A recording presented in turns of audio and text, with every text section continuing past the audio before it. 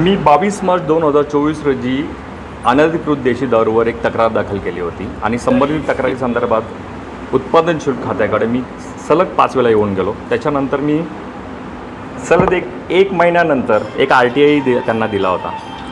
शून्य कारवाई झालेली आहे। कारण हा विषय इतका किचकट आहे की एखादं बार, एखादं देशी दारूचं दुकान किंवा एखादा वाईन शॉप किंवा एखादा पब याची नियमावली काय आहे की तुम्ही जेव्हा एखाद्या हॉटेलची जेव्हा परमिशन देतो उत्पादन शुल्क, तर त्या संदर्भात आपल्याला काय कागदपत्र आवश्यक असतात।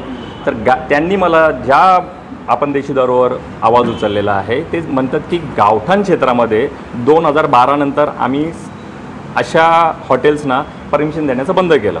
मग मी त्यांना विचारलं होतं की 2012 नंतर जी परमिशन तुम्ही बंद केली त्याच्या अगोदर ती परमिशन का होती। तर त्यांनी सनद प्रॉपर्टी कार्ड किंवा असेसमेंट उतारवर त्या परमिशन देत होत्या। पण माझं इथे जे ॲप्लिकेशन आहे या ॲप्लिकेशन मी सरळ मेन्शन केलं आहे की संबंधित बारला मुंबई महानगरपालिका अनधिकृत बिल्डिंग म्हणून घोषित करते। म्हणजे 2009 साली त्या बिल्डिंगचे काहीतरी खोटे कागदपत्र इथं सबमिट झाले होते।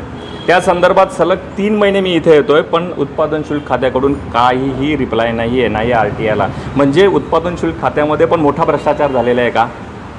8 दिवसामध्ये वेळ दिलेली आहे, तर इतक्या 3 महिन्यामध्ये त्यांनी एकही पत्रव्यवहार संबंधितांना दिलेला नाही आहे।